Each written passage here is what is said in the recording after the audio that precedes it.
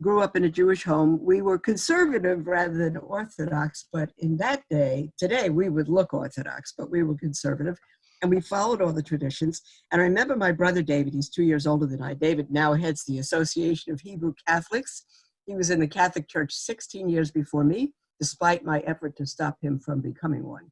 But we used to go on Shabbos, on the Sabbath, in Brooklyn. We lived the 12th floor of an apartment building, and we used to go next door. There was an Orthodox family. They didn't keep the lights on. They didn't do anything. They sat in the dark all day, and we got permission from my mom. My sister was a little young, David and I, and we would go to their house for the privilege of sitting all day in the dark and not playing and just being with them, just being Jewish, our people, such a sense. And in fact, when we sat down to the Passover table every year, it took at least an hour and a half before we ate, and nobody complained. Nobody said, "Where's the food?" Nobody, because we recounted the history, our history, that happened 3,500 years prior. God delivered us in Brooklyn 3,500 years later. God delivered us with his outstretched arm. We went through the sea. We're his people. He's coming again to set up his kingdom and rule and reign. We knew it. And it was the only hope we had. And one night after that Passover Seder, and we waited for Messiah, we waited for Elijah. It was so real. And to me, anyway.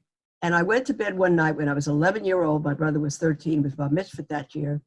And I said, is there really a Messiah? Because every year we waited for him and he hadn't come. And so we said, it's all right, next year he'll come. Next year we'll be in Jerusalem, which is what was going to happen when Messiah came. He'd gather the Jewish people from the four corners of the earth, put us in Jerusalem where we belong, set up his kingdom.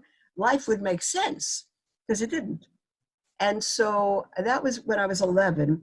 And my brother, in his teens, he announced that he was an atheist. And I said, David, how could you, what, David, how?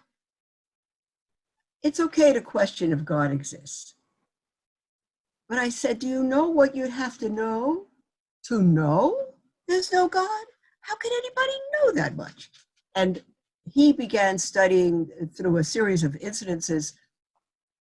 And I did, it's too much to tell you. I'd be on the phone 2 hours, on the program with you 2 hours. But in any case, I heard from David that there was such a thing as Jewish people on earth who believed that Jesus Christ, we had never been allowed to say the name, was the Messiah, that he came. And I'd never heard such a crazy thing in my life. I said, I don't care. You know, Jews are just as entitled to have problems as everybody else. You can't be Jewish and believe in Jesus, but you can be Jewish and have problems. Got nothing to do with me, nothing to do with truth.